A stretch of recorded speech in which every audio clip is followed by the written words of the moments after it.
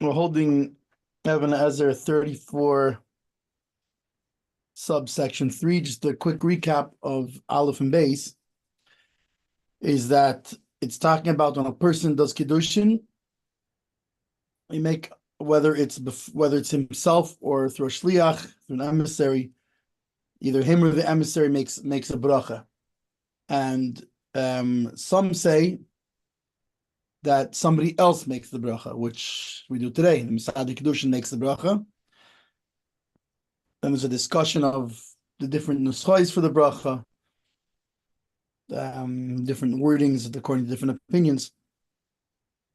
In either case, after he makes the bracha, then the Misad Kiddushin makes the bracha in this case, and then the groom puts the ring and says Hariyat Mekudash Esli, right? He does Kiddushin, because like we know that in general, unless it's not possible, such as by Shabbos candles, you make the bracha before doing the thing.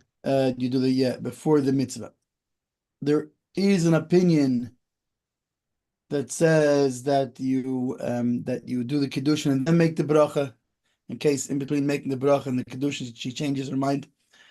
But anyways, in this case, we by us, that's not how we do it. Most Pesachim agree, and today this is what we do: is you make the bracha first and then the Kiddushin.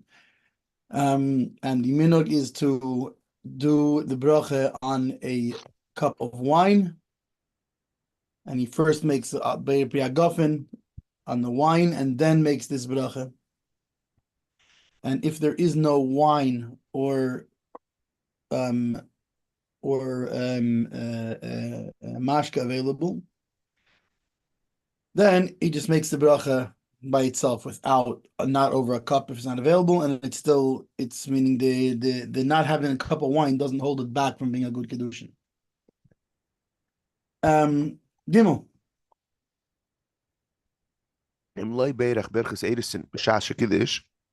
So if the guy didn't make a bracha at the time of Kiddushin, so you don't then say the bracha later at the Nisuin part. When he, excuse me. What? I'm sorry, just a good review. I think what exactly, how do we define the Nisuin? Them coming together under a chuppah? Yeah. Him giving her the ksuba? In this case would mean, would mean the actual. Kiddushin is giving the ring. The Nisuin is him giving her the ksuba. Right. And Kiddushin, there's different ways of Kiddushin. Nowadays, it's giving the ring. And then the Nisuin is, how's he defining it here? See, because nowadays we do everything together. Right, that's what's throwing me. I don't like, what are the different stages? Kiddushin is to be mekadesh, so you're giving something of value that betroths the person, and then you say the line, and you're clearly stating your intent and clarifying. So Nisuin is them coming together.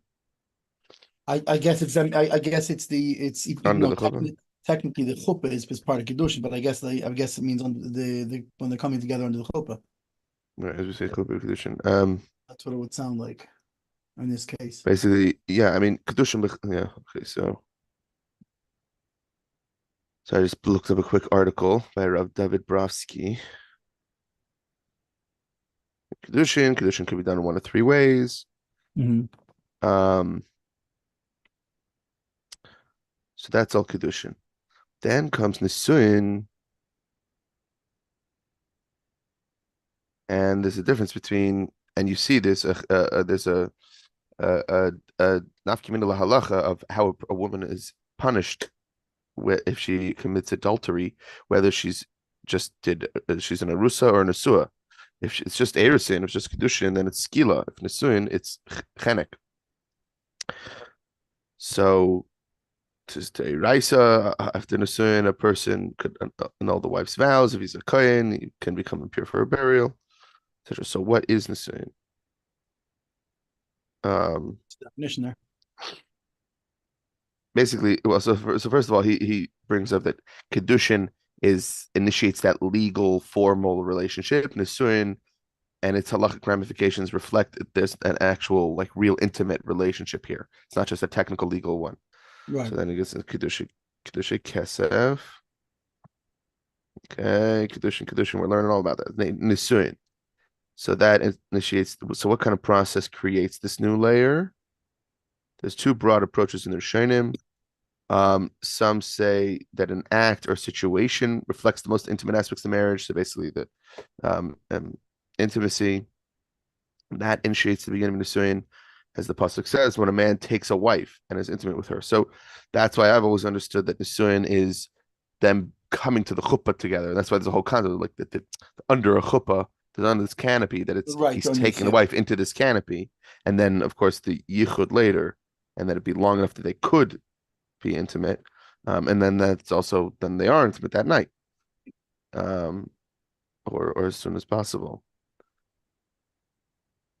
Basically, yeah. What's interesting is Rambam Hilchos brings up that Bichlal, if a husband did Kiddushin, made her an Arusa by having relations with her, he's not allowed to be with her again until he brings her into his home. And basically makes her Nisuin, like it says, this is my wife. And all that, right? Yeah. And that entrance into privacy that's entry into the chuppah, and that's Nisuin. That's universally referred to as Nisuin. So that right. Nisuin is basically saying, so Kiddushin is all the legal consecration of this woman.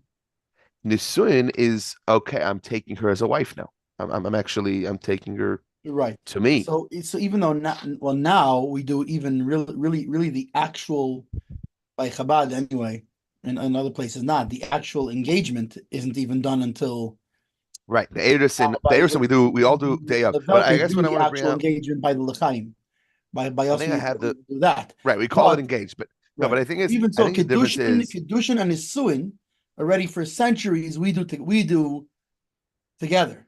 But once upon a time, they could do Kiddushin, they could do Eisin, and then later is Kiddushin, and then later is Nisuin. I think to put it into words, I think I have is that our L'chaim or Vart, as the Welton calls it, is that's the promise to get married. It's where I'm promising, I'm agreeing to get married. The Kiddushin. So the Kiddushin and Nisuin are the two stages of Kiddushin. Is like we say, Kaddish is to really separate.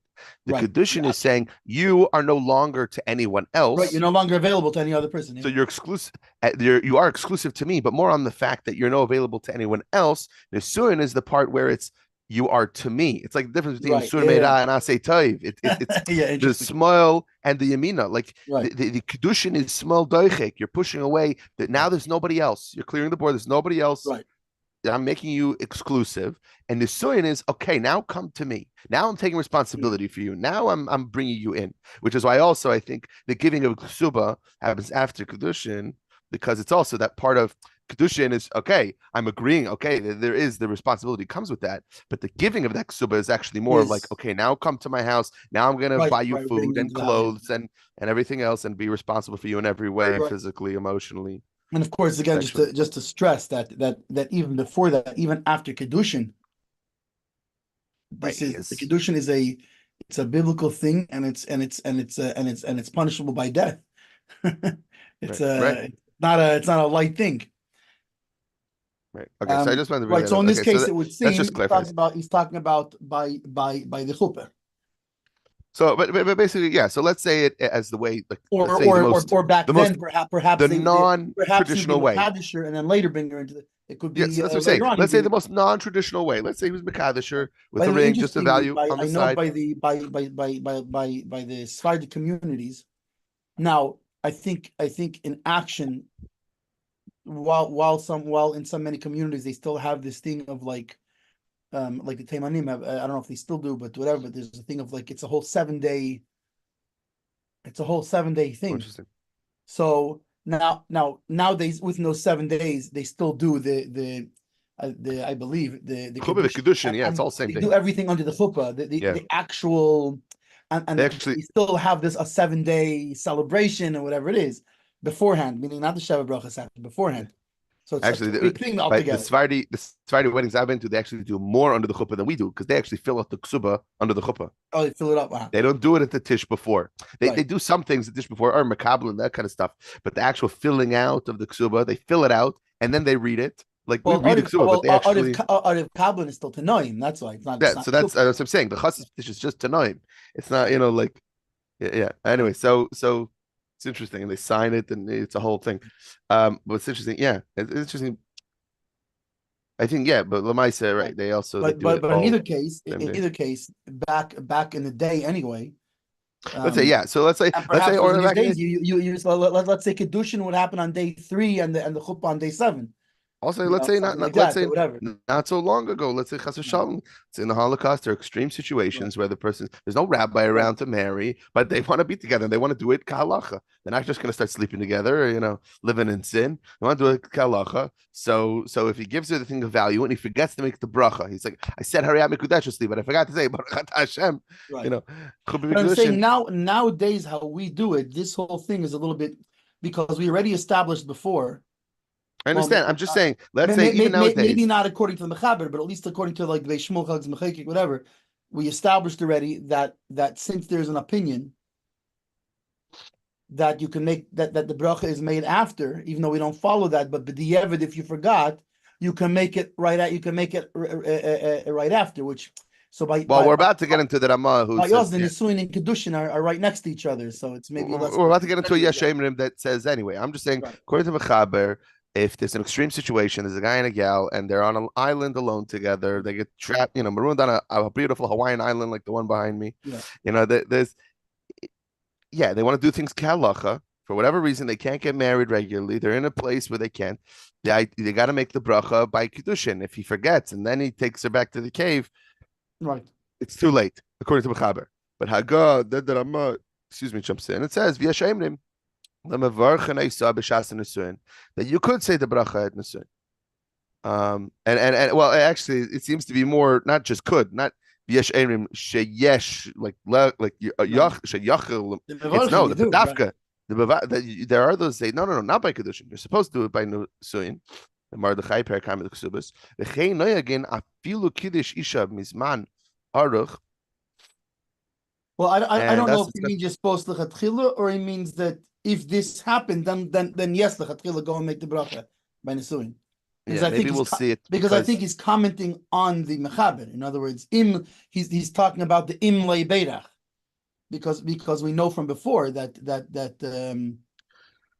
he didn't say anything about. In other words, he seems to agree that you make it before your mekadesh. That's a good point. Okay, so it's probably so he must mean im le'beirach. Then not yochel levarich, but then mevarchin. Okay, you didn't do it. Do it now.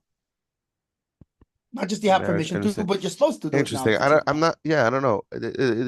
I guess we'd have to see the Mardechai, and maybe there's other mepharshim that will clarify it, because it's interesting. The way the again, it's whoever translated this in the Sefaria. He seems to understand it the other way, because he puts in brackets in parentheses ceremony, meaning that it's not done by Kiddushin. You make the bracha when it's under the chuppah, when you're doing the wedding, not like you brought up in the past how they used to do them as separate things. Which we do, but that's only because the Kiddushin is under the wedding also, under the chuppah also. You know what it makes me think of? But the Ramah, if you look in Aleph, there's no indication that the Ramah would hold that way, because clearly the Ramah holds that mevarich Ehven Latsi Yosan. You make the bracha before the mitzvah. Right. So why would you make it lechatchila? I think he's talking about lechatchila, but he's talking b'diavad lechatchila, meaning if it happened, you didn't make it, now lechatchila, go make it now. Right. It's interesting, but the making the bracha by the Kiddushin, it makes me think of. I'd be curious to look up the history, maybe afterwards, of giving an engagement ring, even in the secular world, because seemingly that would be the Jewish thing to do. Why don't we do it nowadays, at least in Lubavitch or whatever? Because it could be Kiddushin, to give a value, to give a ring, especially something of value. Like that's a Kiddushin, and now we don't do it because whatever. It just made me think like, wonder Yeah, if but it the thing is, even then, right? Fine, if you're giving this ring, right? Okay, but you're not supposed to give the ring and say nothing, even though there's a discussion. What if you did? Because right. remember, now you're entering into you No, might I have guess what I'm saying is now you're entering into what you I'm might bringing have up done a is suffix Kiddushin because you didn't say, look, if you gave an engagement ring, you said Hayat Mekudeshesti, it's not an engagement, it's a Kiddushin. So then do a Kiddushin. I think even then it would, because if you're just giving a ring, right? mm, But you're for engagement, but you're entering into a suffix Kiddushin, that's the problem. right. No, I guess what I'm saying, Bichlal, to do Kiddushin with a ring is where does Right. the secular world get it from to give something of value at a marriage proposal, Right, like right. to the girl? Like why give a ring at a marriage Right. proposal? What does it At have to a do with anything? Right. like why What's wouldn't you just oh, we give in the world they give a ring. Where at the does that? wedding Okay, well we know that by the Jews for centuries and centuries have been giving rings. That's by dafka Kiddushin, by ring. Edison, yeah. Yeah. So that's why I want to find out what's the secular history of giving a ring to get You have to engaged. remember, by the way, giving the ring, it's not a secular thing. It's actually a Christian thing. Right. For example, I mean, maybe nowadays by Muslims or whatever, or bled in from Western That's what I'm saying. Everyone society. doesn't. Yeah. But the giving of a ring is not. It's Uh-huh. and the we see in the Christian things, a lot of the things come from Judaism. So Well, so this is what I'm talking about, the history of the yeah, ring. So you're saying it's a Christian right. thing. I didn't know that. So that's very interesting. Yeah, it's not like a pagan sort of thing or whatever. Right. I think now that So then all the maybe it does come Christians, from a yeah, Jewish now that all place. the Christians fried out, but they still wear a Right. kippah and a band-aid tallis under the chuppah because that's what you do, right? So they still give a ring. It became symbolic of marriage, meaning Very that got interesting. disconnected from. But I think it's a religious thing. You know. Very interesting. Hmm. Interesting. I mean, whatever. The only like purely secular concept I could ascribe to it, just off the top of my head, is, yeah, you're giving some sort of collateral. It's like a promise, like they have back in the day, the promise ring. Like, Right. I'm giving you something of value to show I'm gonna come back and marry you. Like, But I think but I think that part has gotten lost because right, I think both the engagement ring and the wedding bands and everything, it's a symbol of our love, which Bichlal is part of right. the Well, again, secular Western idea, you know. like, It's right, like we but discussed earlier whereas in about Judaism about it, there's a little bit of what's love got to do with it, right? I mean, obviously it like does have like to do with it, well, but like we it's discussed a earlier, bigger though, thing than like we discussed earlier, when it comes to women giving the man a ring. What's that right, about? It's again, it's not a condition. It's like, just again, it's because the ring is a symbol of love, and making sure right. that if we go and do a chuppah where the couple wants to do this, we have to make sure, if a Rav says it's okay, but to make sure that it's clear that the ring that she gives him is not the same thing as the ring he gives her, Right. and most importantly, that when he gives her this ring, it's not like the ring that she's giving him. That the ring he's giving her is being mekadesh, not just it's not just an expression of my love. Like we said, saying expressions of love is not kiddushin.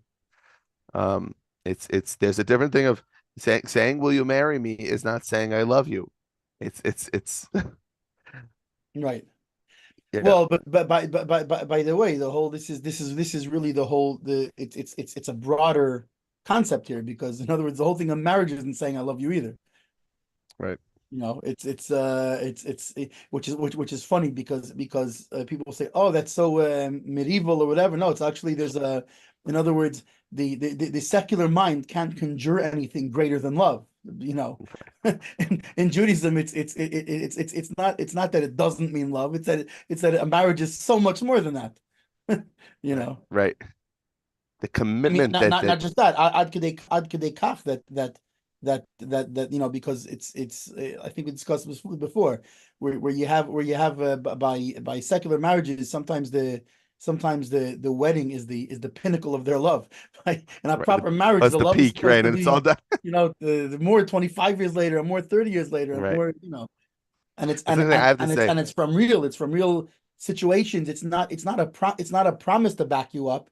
It's because 10 years I have backed you up, and 25 years I've backed you up, 30 years I've backed you up. It's not it's Well, to substance. me, That's what I would say. Like maybe it's just a romantic in me. I think it's accurate. I think there is nothing greater than love. It's just what love actually means, and committing to love means even when I don't feel it. It's not just, oh, love is this feel. Love. I think the Okay, problem is I but think the you've problem is now a lot of taken people love. think love. You've Hold now on. I taken think the love problem out of is the secular hold on. That's what I'm saying. I think a definition. lot of people think that love is, and the secular definition is they're defining it as love is a feeling. So when I feel love and when I'm in love or when I fell out of love, so there's no more love. And that's wrong. Love is an action. It's not a feeling.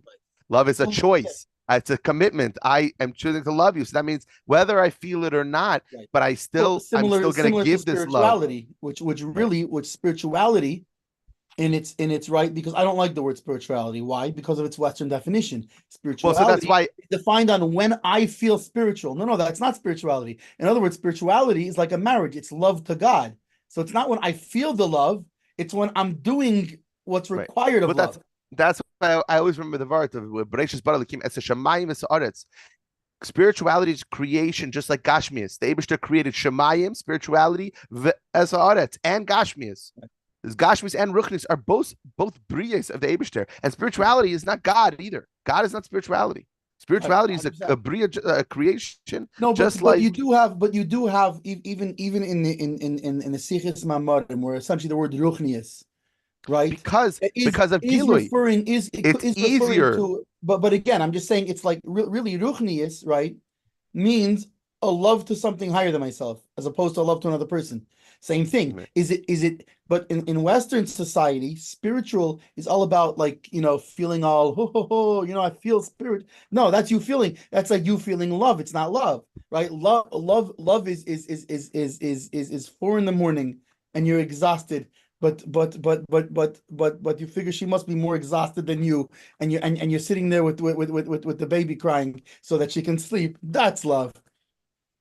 Or I always love the there's a comic of a couple and he's very upset and he's turned away on a bench and he's holding an umbrella because it's raining and Right. he's holding an umbrella over her, even though clearly they just had a fight, and she's also turning away from him, but she's looking back with like a slight smile on her face, like they're angry, they're actively Right, angry at each other.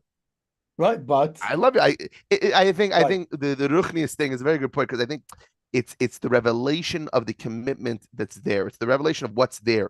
right, Spirituality, Ruchnius, it is still just a bria. It's not Eibishter itself. It's just the fact that by Ruchnius, it's easier to feel right. Eibishter. It's easier to have a gilui of Eibishter in Ruchnius than it is in Gashmias, because by By its the way, nature, Gashmias. that's a great example. That cartoon is a great example. Meaning, Yeah, I woke up this morning and I'm not feeling Abishter.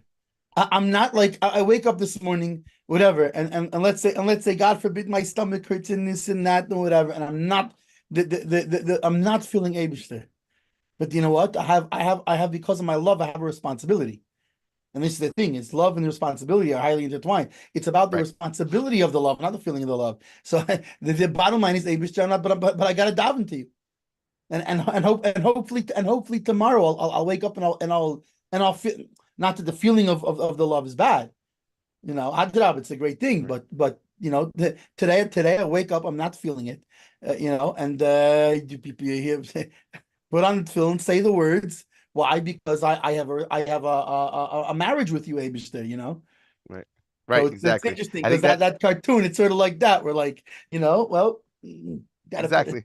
I think that perfectly expresses what I was a thing I should have said before, but like it's something I tell my chassanim that I teach, is something Rabbi Chaikin told us chassan teachers, of a line that he hates. He hates, and this is going to get a little bit adult for a moment, but so warning for any of the kids watching. I should have put on the disclaimer again this time. Right, Some but audiences may.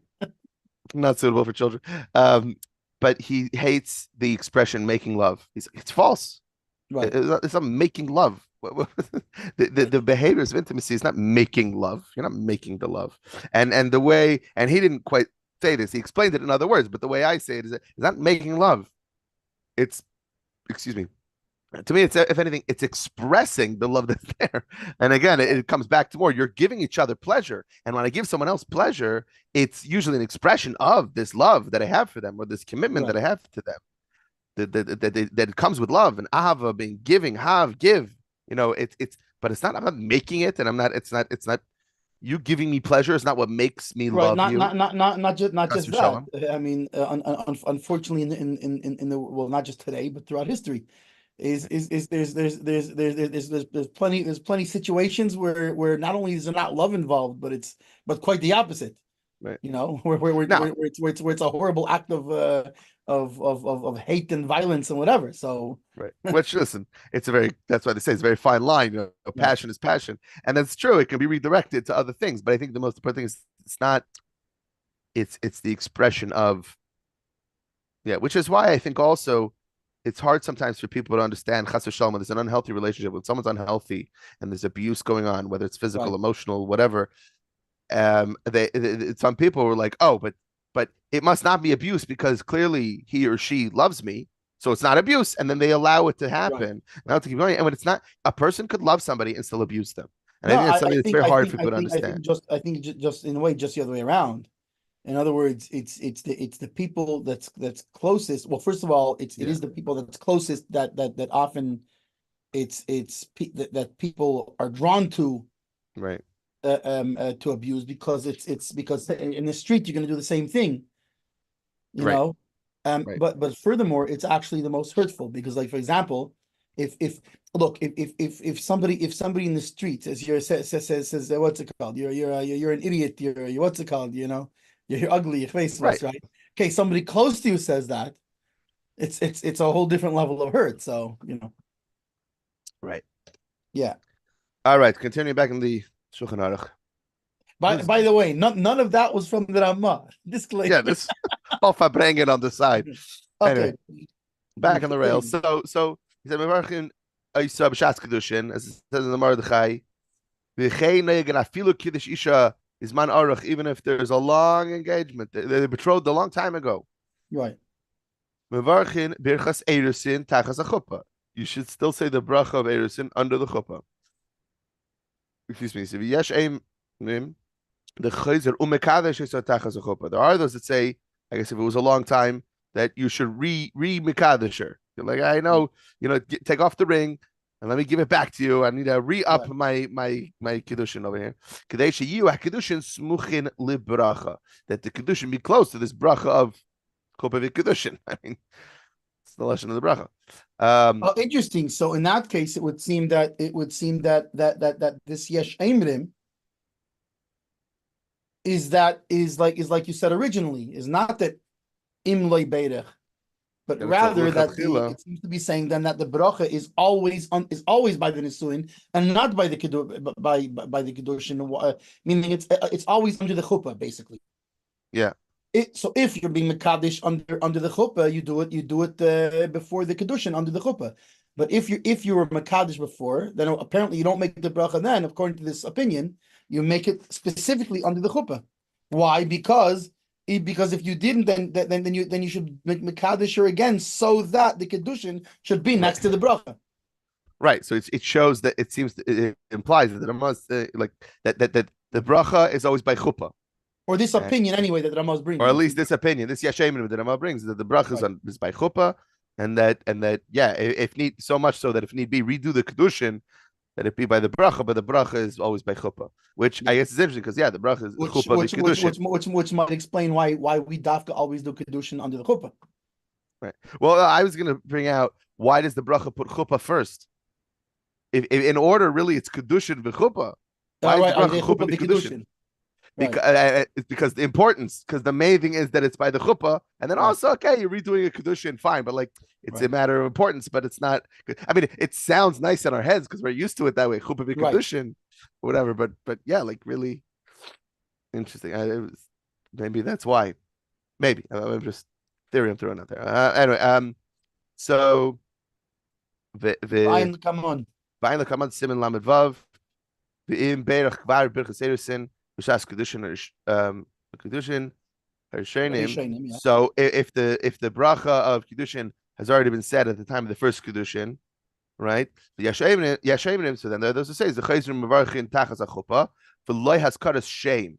So you don't say the name of Hashem because you already said the bracha before. Mishum haroim, because other people, because of people who are watching. Yeah. Why was that? Because they're not knowledgeable, and they're gonna see you're doing the Kiddushin without a bracha. So like this, if you do it without Hashem's name, so they realize that no, you're making Oh, it, and he he's must have saying made it before. okay. They're So basically like a I thought he was science saying thing. don't say Hashem's name because of onlookers. That's not what he's saying. He's saying you say the bracha The because bracha of because of onlookers, onlookers, but but don't since you say said it Hashem's name already, because can't say you Hashem's did name now. already. Right. Right. So he's saying it's not you. There is no need to say a new bracha. So really, you shouldn't be saying a bracha at all.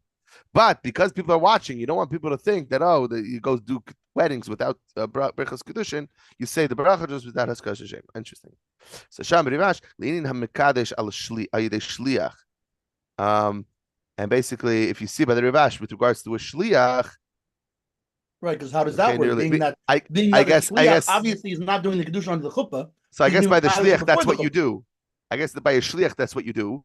So he's saying, and so too, it seems to me that makes sense that here also you would do it without Hashem's name, just like by a shliach, and for that same reason. Okay, what do we got? Right, because you can't make a bracha. Why? Because your shliach already made a bracha when he did the Kiddushin. So what do you do in that case, as the Rivash, I guess, is there, or seems taken from the Rashi's, but so the chassan now, even though the shliach already made the bracha before, when he's Makadisher, would make the bracha. Of course, nowadays this is not a thing. We're not Makadisher, the shliach. But okay, I let's think see. the Chag afilu kiddush is the first. Yeah, afilu kiddush. Yeah, afilu kiddush isha mizman Aruch. He said that he makes the bracha under the chuppah specifically, even if the Kiddushin was a long time ago. And meaning, and he did not bench back then by the time of the Kiddushin, because obviously, if he benches at the time of the Kiddushin, like we said, then you already made the bracha. Right.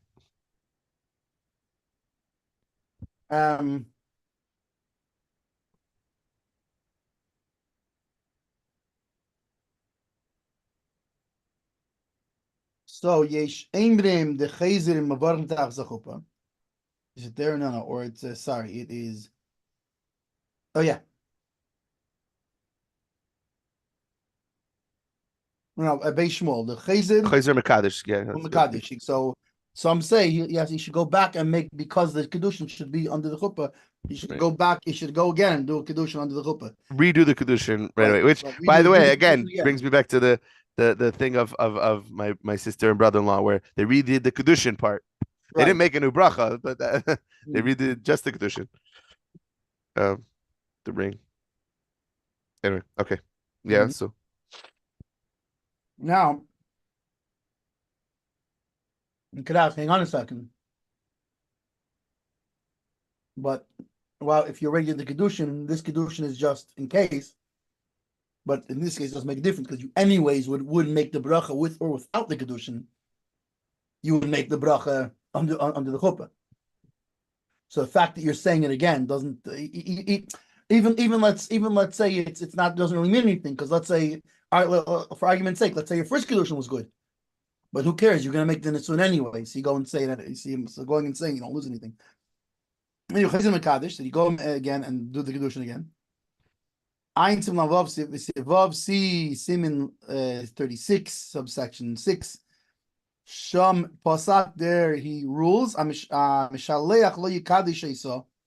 That, however, if he had a shliach do the Kiddushin, somebody else do an emissary who did the Kiddushin for him, then he does not be Mekadisher again. This is only if he was Mekadisher himself beforehand. Then he goes again and does the Kiddushin. Why shelo yimru the Kiddushin shel shliach lav Kiddushin him? That they shouldn't say that the betrothal through the emissary is not a good Kiddushin. The Khan Kosav, and here he writes the Haezer Mekadesh, that he goes back and betroths. And here he says, he goes back and says, wait, so if he did it, he goes and does it again, and we're not worried about this. We're not worried that they're going to say that the first one wasn't a good Kiddushin. So why is this? It could be Kiddushin al yedei shliach haishin and tfei. Maybe when the betrothal was done through an emissary, we're more worried about that. Shayimnu Kiddushin al yedei shliach lav Kiddushin heim. It's not that meaning it's not that they're going to say about this specific Kiddushin, about this specific betrothal, maybe it wasn't good, but maybe they're going to read that as the fact that in general betrothal through an emissary is no good, which is not the case.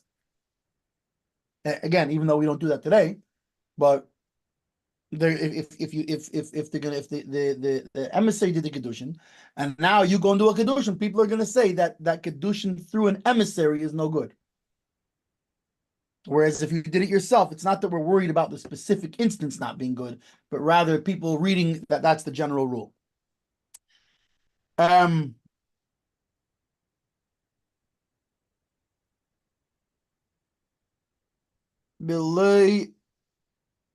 Azkaras Hashem.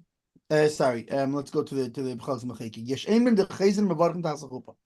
And some say that you rightly said you go back and you make the bracha again under the chuppah without Hashem's name. Hainu. B'makim de kuli alma mekadshin tachas chuppah. V'hu reitza gamkin lekadish pam shein shrei arayin. Which is interesting because he reads it a whole different way. He doesn't hold like it's a modest ayin thing, so you have to do it without Hashem's name. But it seems that he's saying that being that this is a place where everybody is Mekadesh under a chuppah, that's the usual way it's done. So this is like he also wants to do it. Why? Because in other words, this is giving me vibes of like when someone goes and does what are they, elope? And then they still have the big wedding with a ceremony for the family and friends. Right. You know, like really we're already married. We went through the motions just to or for example, if you look at other things, for example, I don't know, let's say a minhag that we don't have, that some people have. But since the family is used to that minhag, so you know what I'm saying? Right. In fact, by my son's wedding, we had a substantial amount of that. Yeah, I was gonna say I have a friend we're a Chabad family, and she's from an Iraqi family, right. So the Irakim have certain minhagim. So right. so we did a lot of. So that was nice of you, even though technically she's taking on his minhagim. I was gonna say I know a couple, but still. Right, but not only that. So there comes the question: is how can we incorporate this? For example, let's say there's a certain thing that's said in a way that we still paskin, right? Like, right. No, but let's say there's a certain thing that they say that we don't say. Right. Okay, so when do we put it where it's not say a hefsek between two things or a lot of these things? Curious, like did you do besamim under the chuppah? We don't. No, I'm saying by shui, you didn't do it. No. Okay. But did they even want to, or wasn't one of the things they were thinking? No, there were certain minhagim that are like I don't know, call them more pronounced or whatever it is that you know. Like, did they want him to wear a talis? Like, no. Like, what do you have any examples you can think of? Like any of the minhagim that they wanted? I'll give you an example of one. This is before the chuppah. Was like before the chuppah. They did a china, which is the henna. Right. So yeah. Right. So you know. So it's making sure it was early in. That doesn't interfere with any halachas at all. Well, so the other thing is making sure that it doesn't interfere with. We have not to do so. Well, so hold on. So one thing though is mikvah. Got to make sure that it's done in a way that it won't interfere with being I'll give you an example. We're going to mikvah. I'll give you an example. So I was gonna say I know somebody who did specifically henna. I was gonna say it was the opposite situation where he is from a Sephardi family, but like they were traditional, and then he became a Lubavitcher. It's like kind of about tshuva or whatever, like as a teenager. And right. So that's he wanted more to do because his minhagim really. And now it is technically his minhagim, but he took on Lubavitch minhagim bichlal.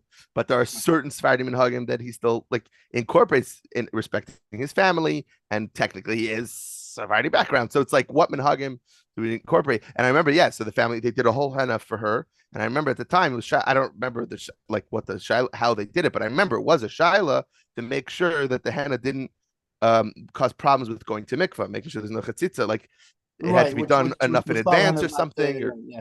So which is I think in general it's not really a problem, but in this case the daf also did it far enough in advance. Right. So it's like It doesn't stay on for that long. Right. So it's keeping. Right. But I'll give you an example. For example, by them, which is not just by them, really by the Welt also, that the father and mother walk the chassan, and the father and mother walk the collar, rather than the father and the mother and the mother. Right. Okay, but it's not only by Svardim, by the way. That's in the a Welt lot of also. people, a lot of so fine. There's no halachic. So, but it's just an interesting thing when it comes, like, for example, fine. Let's say for example that where he comes from, you do Kiddushin first. Right. So you do Kiddushin. Okay, now the chasna is by where the kala is from. Is by her vuz kehila, right? By her Ashkenazi kehila, right? And by them they do the Kiddushin under the chuppah. So okay, so her family's requesting and saying, listen, but what do you mean not gonna do Kiddushin? Like the whole kehillah can be strange, like the whole by us, the whole kehillah. So he says, okay, Rav, what do? I want to do Kiddushin under the kehillah, so her family should be happy because that's how they're used to. And what do I do? Says, so you can so says the Chagin Mechikik that in a place where that's how they do it, and he wants to also do it because of this, the onlookers, meaning he's translating this a whole different way. Not that because the onlookers are going to say, wait, what? He didn't make a bracha, right? Or whatever. But meaning, so you have to do it. So it's not like a Morris Ayin thing. It's that he has permission. So make the bracha. Just do it without shame, without the Askaras Hashem. And this way, everybody's happy. Yeah. Af al-pi shekvar yotzi de bracha b'shatz lushin rishonim. Even though he already made the bracha, let's say based on his minhag, how they do it, they already made the bracha with the Shem Hashem. So you can make it again, and you just do it without Shem Hashem, and it's fine. So it's almost like he brings it almost like it's an eitzah rather than something that you should do. You can do it. Mashma aval malchus mazkirin. So you still say Melech Olam. It's not just Baruch Ata Kiddushin. It's Baruch Ata Melech Olam. Maybe Elokeinu Melech Olam. Elokeinu, maybe. I wonder if that, because Malchus. Think about it. What's Shem Malchus? Elokim is Shem Malchus. Right. I'm wondering. Yeah, if it's Melech Olam or Elokeinu Melech Olam. What's it called? It's why, because he dafka says Hashem, which Hashem the name. Well, especially continue on. By the way, you see, you have to know Chassidus in order to understand the Shulchan Aruch. Meaning, right? That you don't say not Hashem. What's Hashem? Hashem equals Yud Kei Vav Kei. That's what Hashem is. Even though we pronounce it with Adnos, but it's very interesting. So this is a little Hasidic thing you have to understand. You have to understand that Hashem, the name, means the Shem Meferosh, right? The Malchus is that he's ineffable name. You can't f it up, and Shem Malchus is, we know that Elokim is Malchus Vatzilus is the Shem Malchus. So basically, he's saying Baruch Ata Melech Olam Asher Kisharm Seis Vitzivanu Al Rayis Vasolanu Sarusis Vitalanu Sarusis Lanu Ayidei Chubav Kiddushin Baruch Ata Mekadesh Am Yisrael Al Yidei Chubav Kiddushin. Yeah. So you're just dropping Hashem and Hashem Elokeinu and then Hashem. And in other places it says also with not with Havaya and not Elokeinu. You would say Baruch Ata Melech Olam. You wouldn't say Baruch Ata Elokeinu Melech Olam. Right. So some would say Baruch Ata Elokeinu Melech Olam with the name or without the name. Right. It's interesting. Yeah, like I think most modern, most places that say Bli Shem Amal. Well, it's interesting. I think what's interesting, it doesn't just say Bli Haskaras Hashem. It says Bli Shem Amalchus. But then saying like the Alter Rebbe Shulchan Aruch. Actually, you do see this. You do see this, right? I'll tell you where you see it. You see it where in Tfilas HaDerech. Not only you say Malchus, you say Shem, but you're just not Chesem b'Shem. Right, Yehi Ratzain L'Fonecha, Hashem Elokeinu, right? Right, Hashem Elokeinu V'Keinu. Yeah, should say L'Cheinu V'Chol V'Chol, right? And at the end, Baruch Ata Hashem. Baruch Ata Shem Atfila. if it's not the first day on right. Right. So I guess you do see where it's split off like that. Where Well, there's Belava the Asgoras tefillah. Hashem just means mamish just Asgoras Hashem, and even then it only means in the chasima. Right. Well, the chasima because that's the part of the bracha. Yiratzin is Right, just like different than the bracha. Okay, fine. There's no bracha. Yeah. Making a request versus saying a bracha. Bracha is different. Where in this case, you're saying Baruch Atah Hashem Elokeinu. Right. Well, let's see the Beis Shmuel. I think he explicitly says it out. So anyway, so that's the So that is the Chalks B'Chekik. Beis Shmuel. Beloy Haskoras Hashem. Berivash Isa. Shelo Yemar Baruch Atah Hashem. Ella Yemar Baruch Atah Hashem. Hashem. Meaning you shouldn't say. You don't say Baruch Atah Ad. Funny how he puts the hey and he says Hashem. Meaning you don't say Baruch Atah Adai. Rather you say Baruch Atah, but you don't skip it like you do like Baruch Atah Shemet Tefillah. You'd say Baruch Atah Hashem. Right. Ubechalkes mechekik mashma kosav mashma aval malchus maskirim ubeduchta achrisa amrinon. Toiv levarich beloy shem malchus. So he brings also the chalks mechekik. That some say Elokeinu, however you say. So you would say Baruch Atah Hashem, and then you would say Elokeinu the right way. And others say that you don't. In either case, we don't do either of those because we are Mekadosh on the chuppah. So this is more so in theory, although it could come in play if, for example, a mistake was made or somebody, or like we said, it could be there's people out there who have a different minhag. They do Kiddushin before, and then what do you do? Right. Now the Gej family is upset that you don't have, so now you have to know to tell him to say Hashem or say Hashem Elokeinu. Well, so another component it could be is, you have people who, let's say they're Bali Tshuva, who get remarried. If there's a shaila on their, let's say their first wedding, it's not clear that the Kiddushin was done without kosher edim or whatnot. Right. Let's say they got married. They got married with a Jewish wedding, but they weren't from. And you don't know, was the chuppah a kosher chuppah? It's not clear that it was like something apikarsis, like another movement of Jews that, is clear apikarsis. So you don't know. Maybe the Kiddushin was kosher. Which means Safek brachas lahakil. If you have a doubt about a bracha, you don't make the bracha. So here, very good. So that's you can't just redo the Kiddushin. If the Kiddushin was a real Kiddushin, you can't just redo it.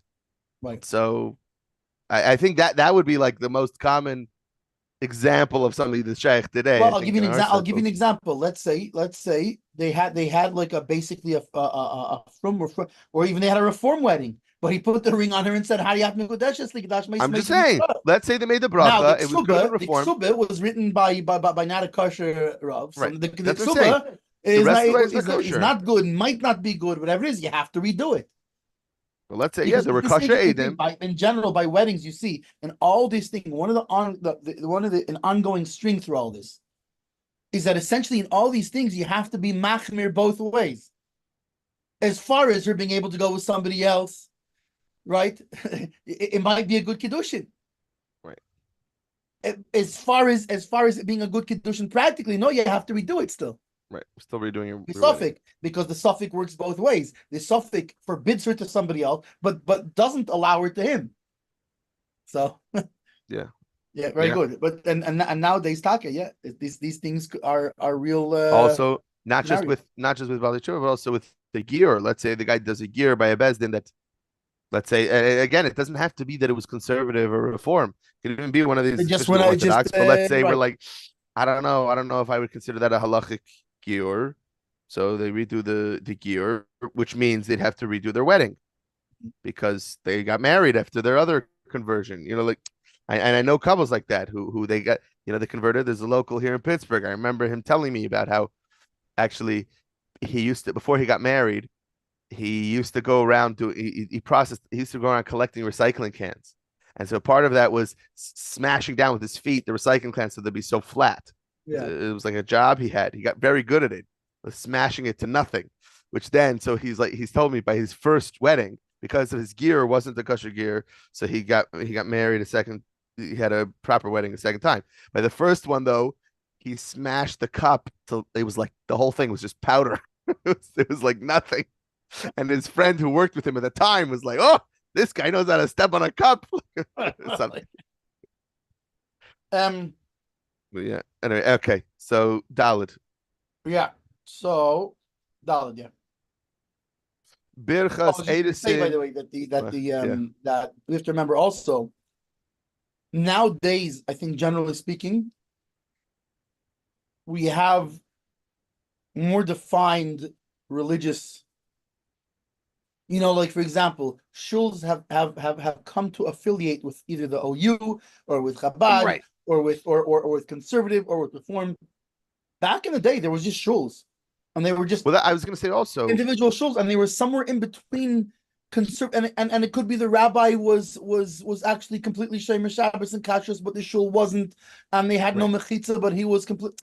So it's a very confusing. What do you consider orthodox or not, I was. and how much did this guy really know? And who was his smicha by? Well, you don't know anymore Right. because the guy he passed away years ago.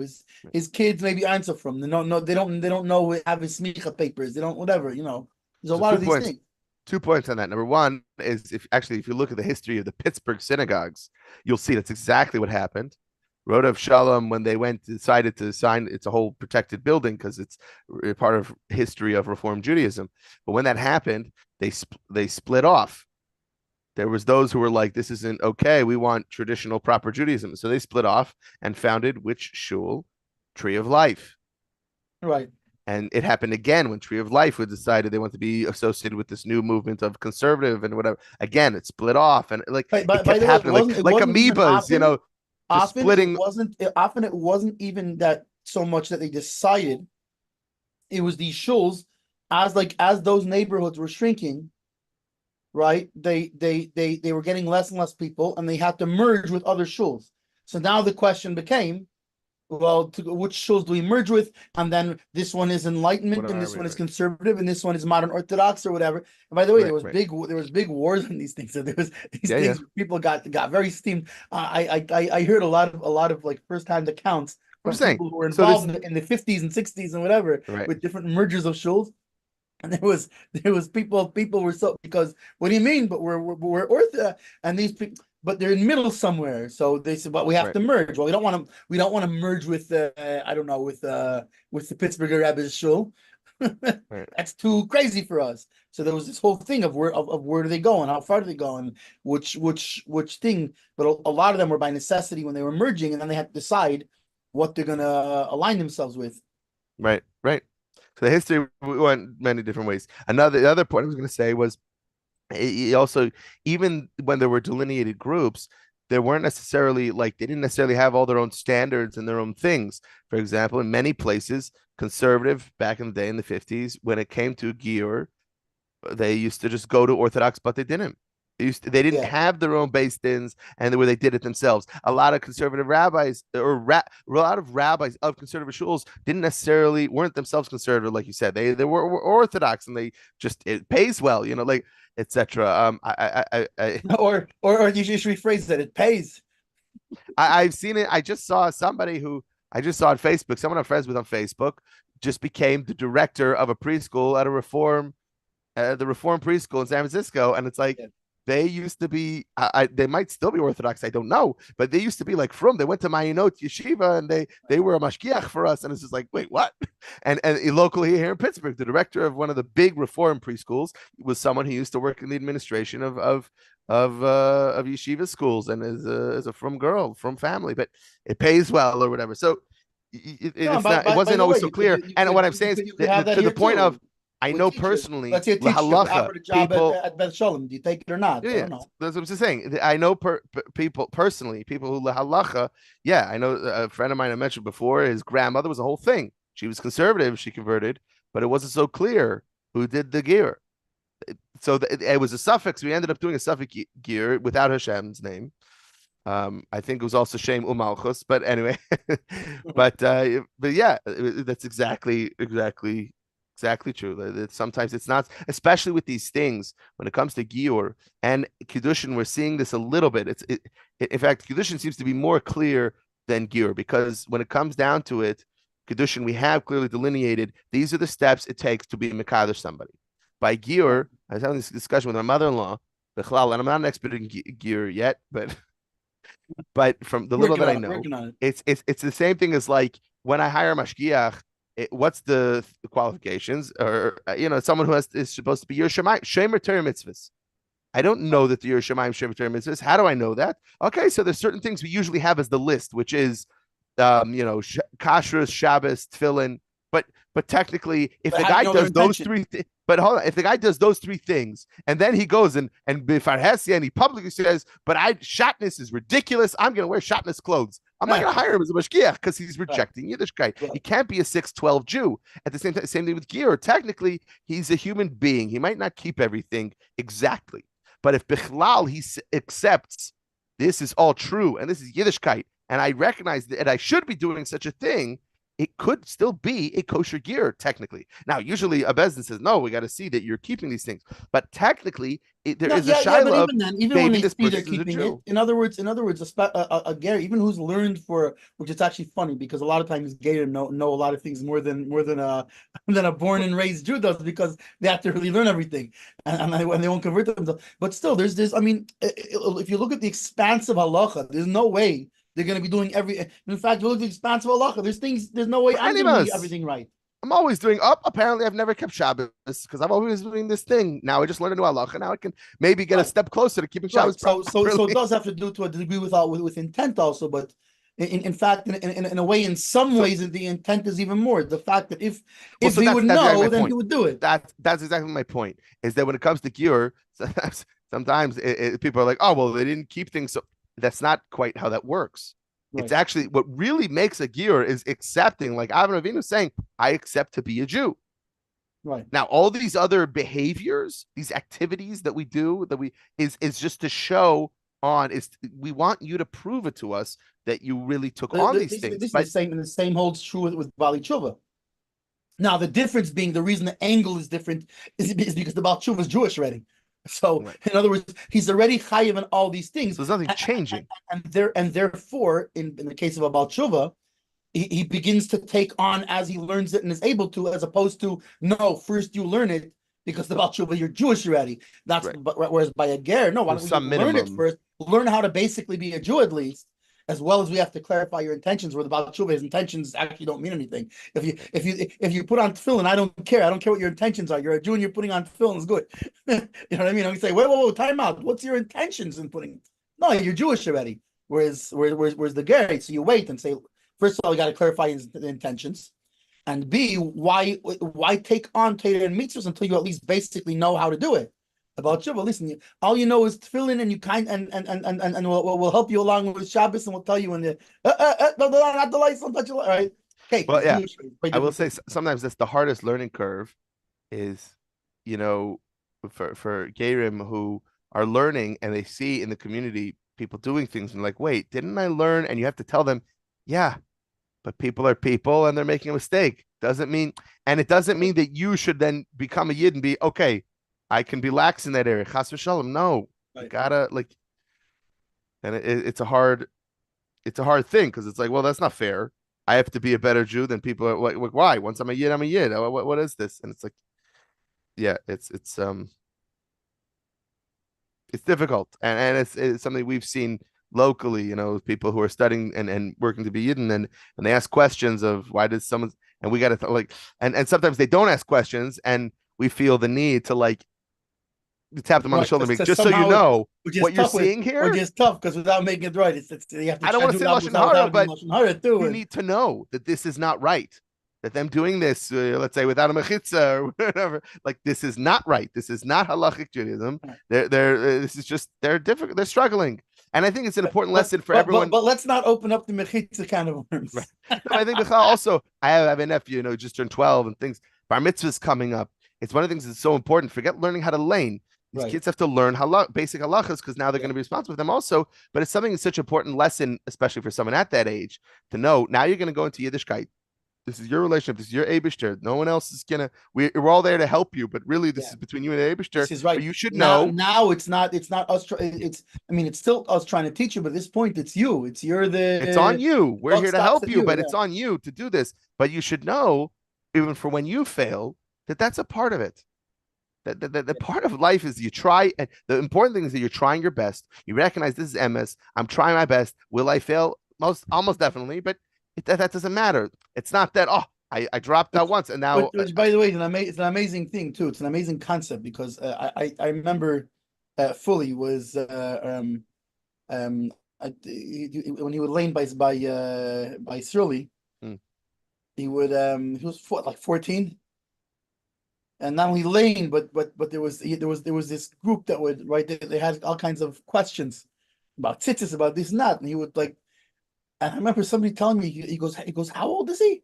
And I said he's 40, he's almost 15. And he goes, this is like a ridiculous. He goes, a 14-year-old is usually a baby, and here's like this little rabbi like darshaning and what do you call it? Right. It's funny. A good story with that. There's one guy who came.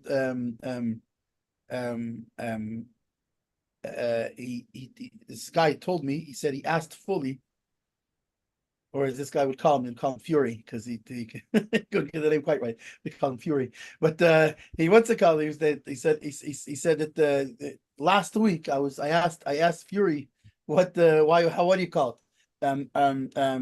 He was like almost like giving him a little bit shtachi, like what's it called? Like with the tzitzis and all, what's it called? So he told him what you were. He goes, so he told him what Fury you were the tzitzis in the shower too, right? So fully told him when do you go swimming? And he said, yeah. He goes, so when you go into the water, do you breathe too? So he goes, no, I hold my breath, so I shouldn't. What do you call it? So they said, no, but you have to breathe. Why don't you breathe under the water? He goes, oh, so fully said, so when I go in the shower, I hold my breath. I have to go without my tits. Anyway, so the guy showed me. He goes, right? So the guy goes, look. The guy was wearing tzitzis. I don't know if he wore it every day or whatever it is, but at least on Shabbos when he came to shul, he started from that. He started with, anyway, because a 13, 14-year-old in the world that they're still a little kid. They're a meshugane, That's when they're getting into a lot of trouble. 13, 14 years old when you got to teach them, buddy.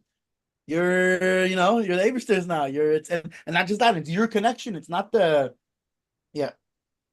Anyway, weiter. Dalid Birchas Edison tzrichim asara lechatchila. At the outset, you need to make sure you have a minion to make Birchas Edison. Right. Which is another reason why maybe not to do it by Kiddushin, because Kiddushin or whatever, it's not necessarily, you could do it more casually. But chuppah, okay, you have a crowd, you have a thing. Which maybe is also another. Maybe that is another reason to do Kiddushin that way, because it's more this than with even though Kiddushin, technically when you do Kiddushin, even not in the chuppah, you still have to have two witnesses to it. Right. Which we still do today. We have two. What do they say? You guys are the witnesses to exclusion of all others.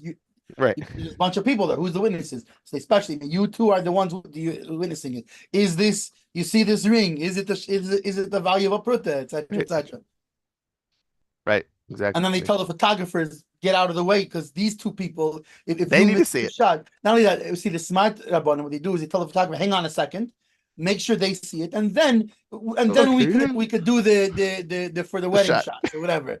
Once that we make sure they've seen it. And now he can again what's it called race, it's for the picture. Yeah, I think that's Siman Chav Dalet in the fifth chelik of Shulchan Aruch is the Okay, I'll stand here. Now you get in here. You get in here. Horatz minhag hafotographim. Ve'ein lases kain. Exactly. All right. So so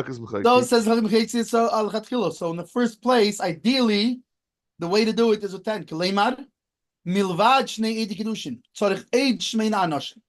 Meaning. So it's clever, meaning you need 10 altogether. Two of them, you don't need 10 plus the two witnesses, but you have the two designated witnesses, and in addition, you need 8 people for a minion total. But for some reason, they're not included. Even relatives, meaning the minion is just a minion. It's not like the Adam, right? But what's interesting, they're not including the chassan. Right. But the other 8 could be his brothers, whatever. It doesn't make a difference. 8 Jews that can be counted for a minion. What about the chassan? Should be there. That's unclear. He doesn't say that here. Let's see if Shmuel. He doesn't say even the chassan himself. Yeah, let's see if Shmuel says it. Yeah, let's see what he says over here. Says the Shmuel if there's not 10, it doesn't hold back. You can still. And for example, like even though it's interesting because we know that the Rebbe Leivik, right, the Rebbe's father. would Right, but make David went and risked his. would risk his life to do, and he would have a chuppah in his house with him, and he actually did it. I believe not only did he do it, I'm gonna say it's never. He made sure to have witnesses there. I mean, to have witnesses and to have 10.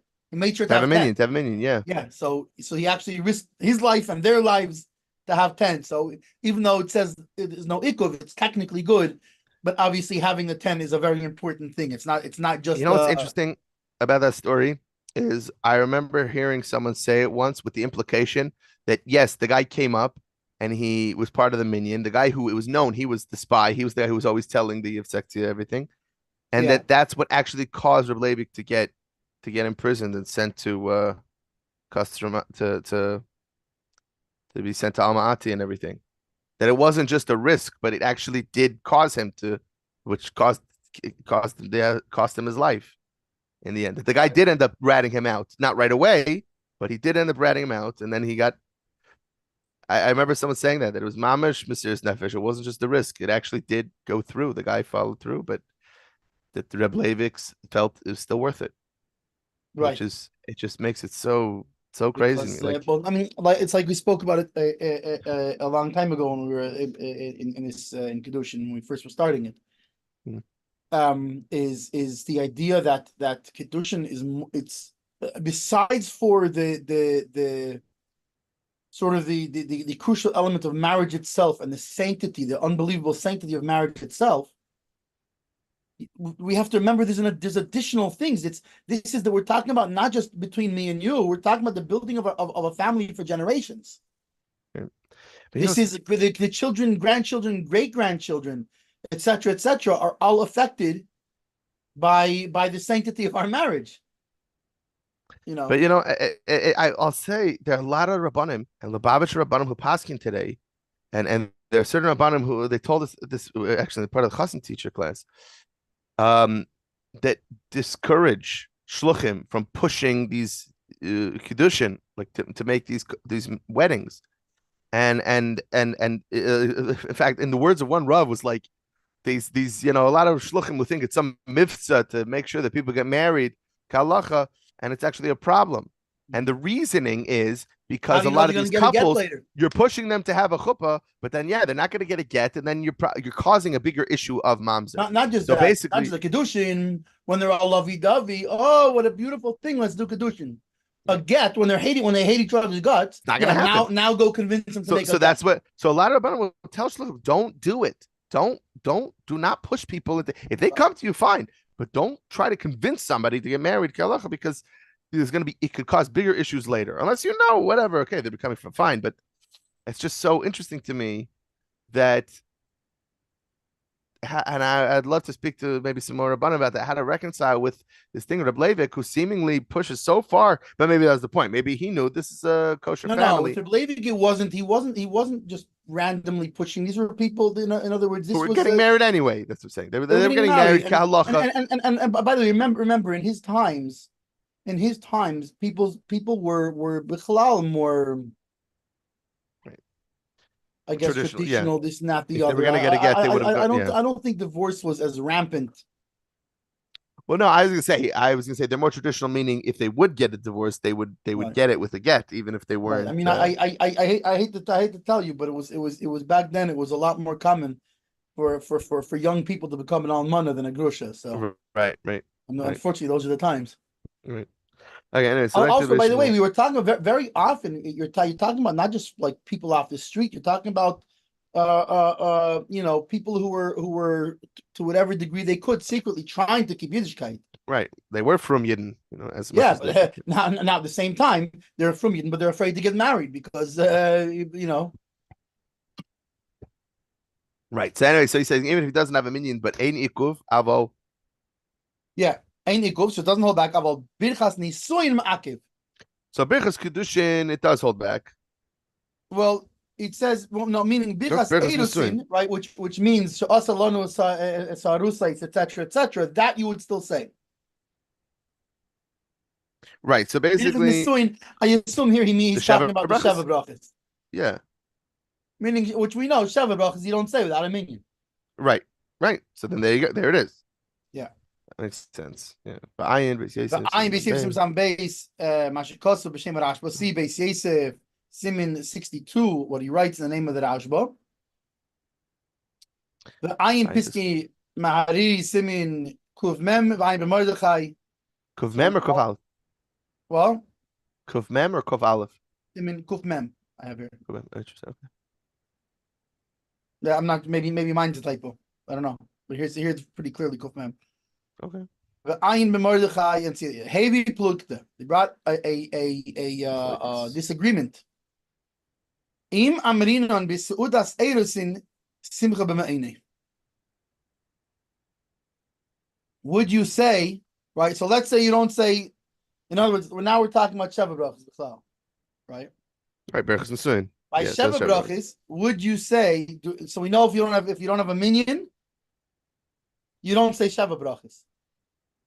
Do you still say, right? Let's say you have three. You only need for a zimun, you only need three. So what do you do usually when you have 10? Right. You say Baruch Elokeinu because you have 10. So you say Baruch Elokeinu. Right. Sheha Simcha B'Ma'inei. Shecham Mishalei. So the question is, if you have three, so obviously you wouldn't say Elokeinu, and you wouldn't say Sheva Brachas. The question is, would you say Baruch Sheha Simcha B'Ma'inei Shecham Mishalei? Still a wedding feast, right? Interesting. Ayin Bach. Ayin Bach, and see the Bach for a conclusion. For more on that topic. Right. Asara, you need 10. Hainu le'etos Kiddushin, tzarich liyishnayim. So meaning for the witnessing of the Kiddushin, you need 2. Ulivracha, asara. And for the brachas nisuin, you need 10.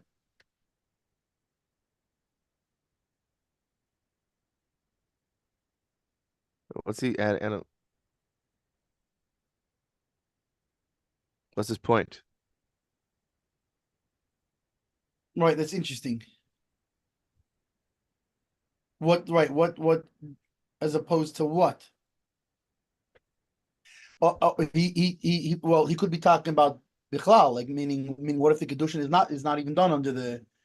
Remember, we just said before that according to these opinions that if you say the Kiddushin, if you do the Kiddushin before, you still make the bracha of the Kiddushin under the chuppah. So let's say in that scenario, fine. So you need 2 for the Kiddushin. And now under the chuppah you need 10. Right.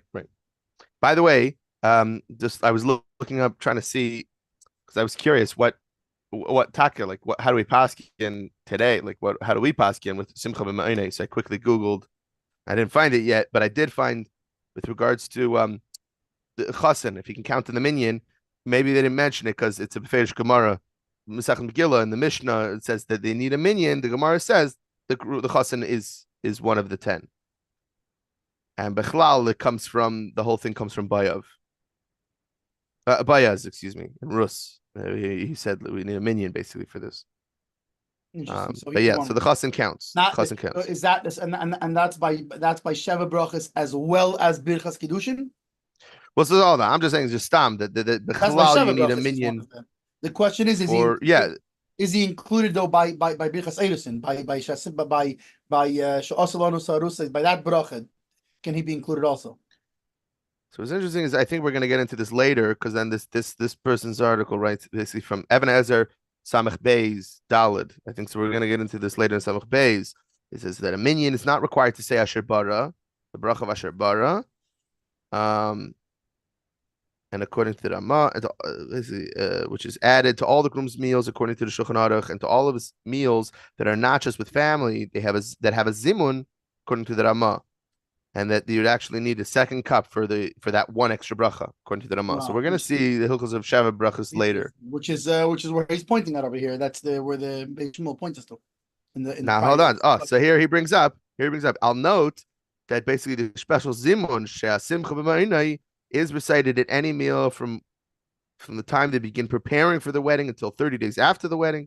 Also at any meal made specifically to celebrate the marriage within the first year of marriage. This is all Shulchan Aruch basically in Samech Beis Yud Gimel. It's not connected to Sheva brachas at all.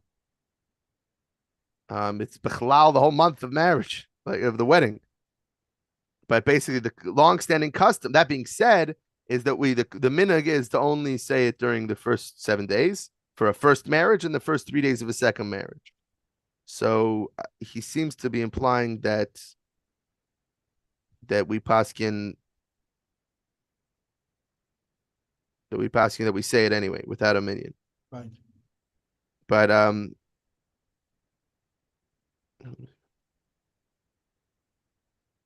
yeah, I don't know. Well, I think we'll get into that basically when we get to Samach Beis.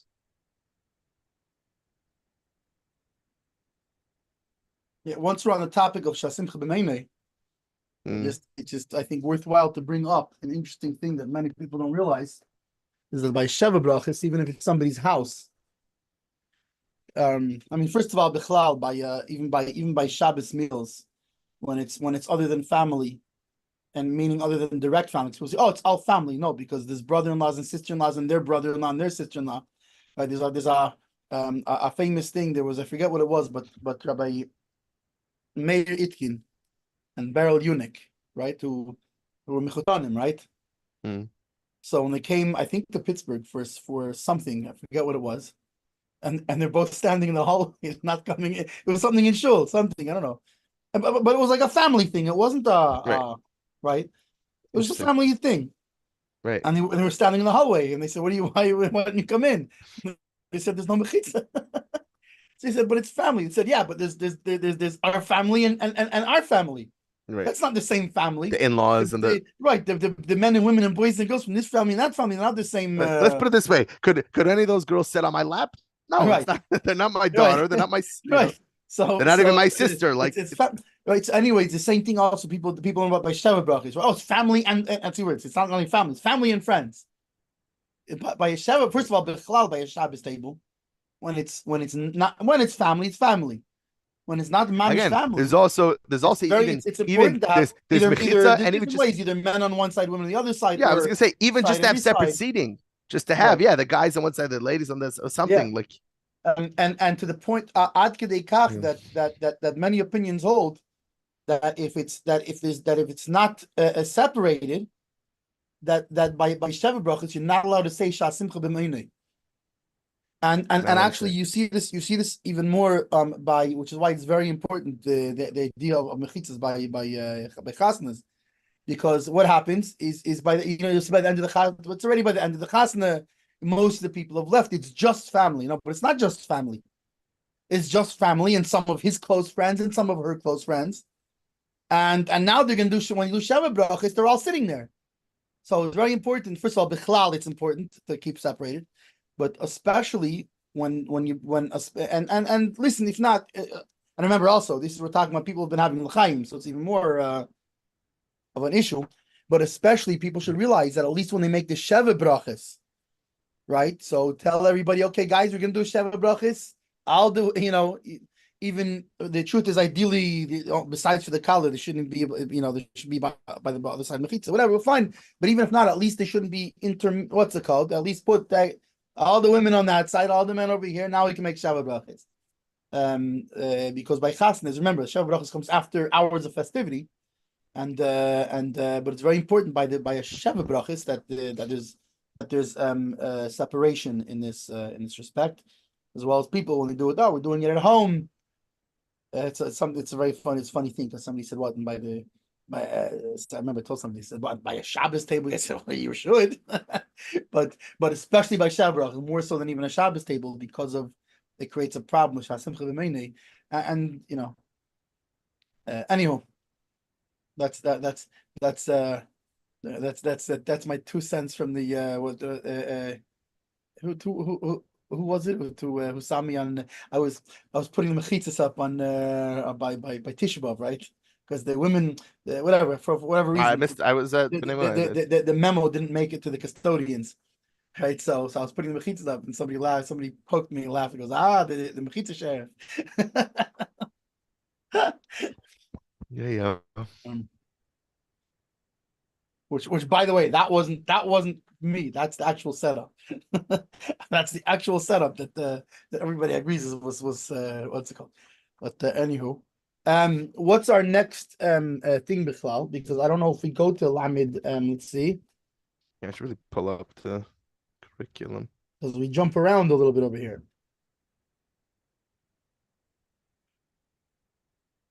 Curriculum. Yeah, you have it? I don't have Mem it. base. We'll jump to mem base after this. Let's have a quick look at what's mem base. Okay. Mem base is that we only this is the what's it called? This Ein is mikachin the part that dispels haisha. the myth. Consent. Right. This is the part that that dispels the myth that many unfortunately even leftist Jews, but certainly the leftist non-Jews have this myth about that Jewish marriages are what do you call them? Arranged marriages that the wife does not have a choice in. So this simon starts off. We don't betrothed besides for with the consent of the woman. That not just the consent of the woman, that the woman desires it. She wants it. She wants this betrothal, and in front of two witnesses. I guess we technically. I don't think we're gonna have enough time for the whole so thing. much so that Bal Charcha ain't a Kedushin. Doesn't even. It's not even a Kiddushin. It's not like okay, it's gotta be right. If she didn't, what's it called? You could betroth her however many times you want. And we saw this already before because a lot of the question, it's interesting that he only brings that now, because when he was talking about the wording of Kiddushin, right? Where was that? Back in like the Chofs? Yeah. In the 20 somethings. We're talking about, because one of the elements of the wording is it clear to her that that's what's happening? Meaning, does his words and her acceptance of him with saying those words, does it show her intent that she desires this Kiddushin? Because otherwise it's no good. so him being Mekadosh, or his wording, it has to be clear that she wanted it. We already had back then. I think we have enough time for the Mechaber Amor first Siman. Yeah. And then we'll just title our next one 42 colon 1, and we'll start again. But we might as well. We have time. Okay. Might as well study Torah another 10 minutes at least. Sounds good. 8 minutes. And Isha, base Edim. It's got to be with her consent. It's got to be in front of two Edim. Boy, hey, Sifim. All right, we're gonna have 5 paragraphs on this. You can't be Mekadesh a woman. You can't betroth a woman except with her consent, with her will, more than her consent. Her will, she's got to want it. Mekadesh Isha Bal Karcha and Mekadeshes. And if you do it forced, then it doesn't count. Avo Isha Ansuha Asha Kiddush. But if a man that who they forced until they got in, what does that mean? Oh, where basically he's forced to be Mekadesh, Bal Karchai, Harezu Mekudeshes. If he was forced to be Mekadesh, it is. Basically, it's all about her will. Right. Basically, well, it depends. Obviously, if a person didn't intend to be, first of all, he doesn't even have to want to be Mekadesh. He just has to intend to be Mekadesh with his action. But furthermore, right, in a case where he forced himself on her, and now if she desires anyway, he is required to marry her. Not just he's required to marry her. He's never allowed to get divorced from her. No. So are we talking about? No. So about rape? Are we talking? I thought on Suhu him. They're forcing him. Meaning Ad Shekidish. So this is not even the guy's a mafia don. So who forced him? There's some mafia don. He's like, my daughter likes you and she wants you to marry her. You're marrying my daughter, and he's like, I don't want to. Well, then you're gonna walk out of here with 2 bullets. Saying, no, you're gonna do it. And then later, he's like, okay, all right. I didn't want this marriage. Like, I didn't want to get married. You said how interesting. And so we're saying, I thought it was a case where that's what I thought at first. Where like he forced himself on her, and therefore we know that he has to get married, but he's never allowed to divorce her. Right. So that's what I was thinking as first as well. But then on Suhu Achi Kiddush, basically he was forced to be Mekadesher, Bal Korche against his will, Harezu Mikudeshes. It is the mikudeshes. V'yesh oimrim she'ein mikudeshes hilkach ha'ever le'safik.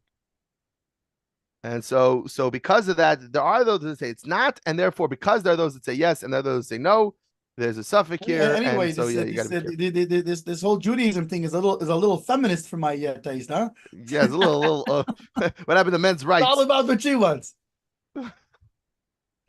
So Haga Amra Tchila. Okay, so here comes that Amma and says, if she at the outset says, Kacheni, be Mekadesh me, Bezarek Kiddushin L'Seich Chika, and then he throws Kiddushin into her arms, V'Amar, and he says to her, meaning I guess he throws something that's the monetary equivalent of a pruta or whatever it is. Right, he's like, you want to get engaged? Fine, here's the ring. Right. You happy? In the era, big deha, and she took out her clothes. He shakes them like while he's saying, like shaking. Yeah, lahashlich mimena hakedushin. Basically said basically to get the money off of her. Right, get it off of me. Yeah. And then she says, I didn't mean to get, I didn't mean for us. I didn't mean it. What are you doing throwing this at me? I'm not ready to get engaged. I was just messing around.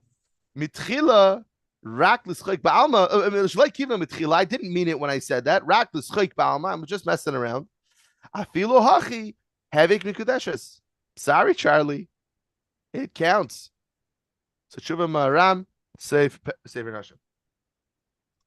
The Ein Hilchin Be'inyan Kiddushin, and we do not go after basically when it comes to being Mekadesh, Umdanus Huchus, and we don't go after proofs. We don't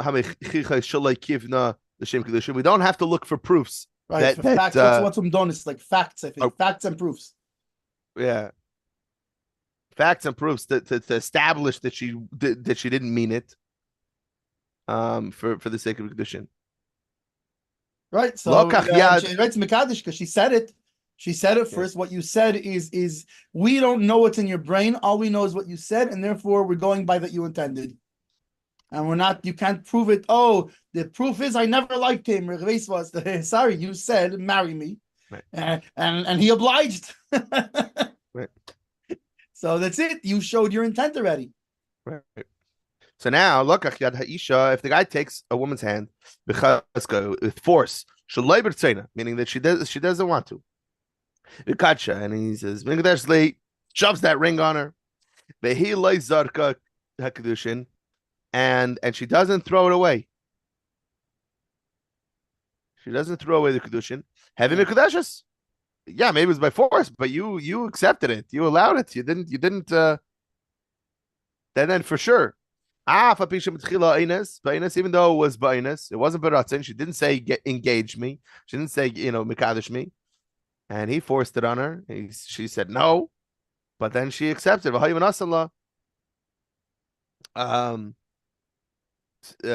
Stam, so even though at the beginning it was by force, he gave it to her without saying anything. Since they were before talking about getting married, so then it still counts. They're married. Yeah. So in a case where they were talking about getting engaged, and then he goes and shoves the ring on her, and she's like, "Whoa, what are you doing? I don't want to get engaged." But then she doesn't take the ring off. She keeps the Kiddushin money. Right. So you're engaged. By the way, he's giving us two different situations here. Meaning he's saying either if he said Harei at Mikudeshes and forced it on her hand and she didn't throw it away, or if he gave it to her but didn't even say that, but he was talking to her. But they were talking bichlal, yeah. Right. They were on a shidduch date. Yeah. Okay, so now another case.